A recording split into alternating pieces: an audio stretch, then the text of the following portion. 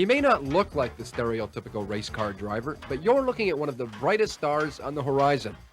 Paul Tracy will turn 22 this year, but already his resume is lined with victories. He runs on the ARS circuit, and so far this year he's dominated, winning the first 2 races easily. But like a lot of open-wheeled racers in North America, Paul has a dream. I'd like to do an IndyCar race this year. I need to find the funding right now to do it, and that's the biggest part. I think I could do really well, but I haven't got the funding right now to do it. But I'm trying to look for some to do a race by the end of the season. In between the flashes of brilliance, there's been disappointment.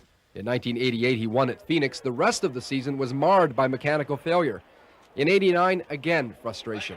This year, he's with Lanford Racing, and so far, so good. Well, I'm driving it as hard as I always was. It's just I have the confidence with the team there in the car. I know it's not going to fall apart on me, so I can drive it really hard and not worry about it.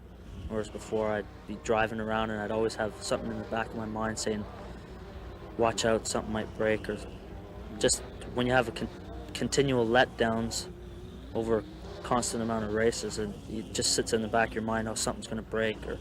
So you try to take it a little bit easy. But this year I've got the confidence with the team, and I just drive as hard as I want. Well, I like the road courses better. I think Phoenix is one of those places where I've won my first time there, and I just enjoy the place. And every time I go there, no matter what I'm driving or what the car is like, I can seem to go quick there because I like the place so much.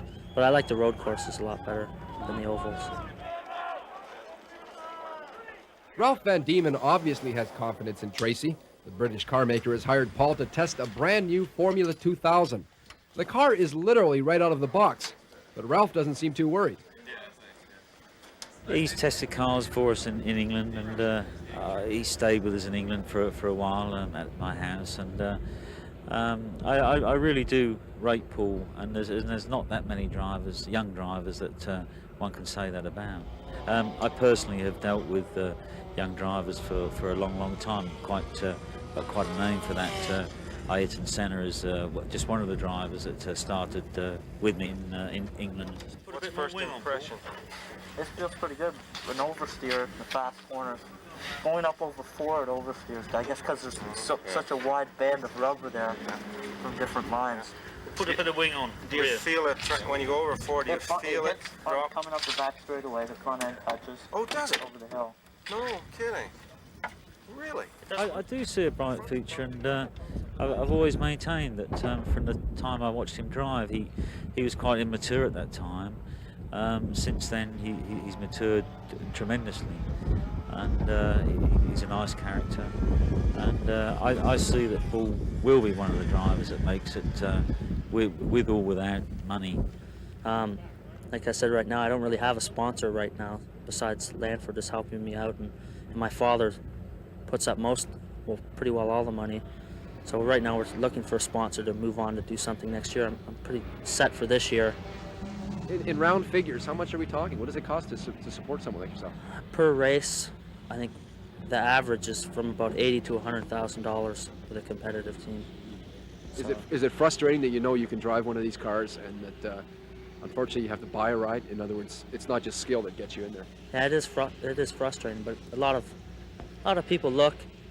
I think the last couple of years in ARS, you've had guys like Mike Groff who've been really oval specialists and weren't that good on the road courses and street courses, and guys like Tommy Byrne that were good on street courses but not good on ovals.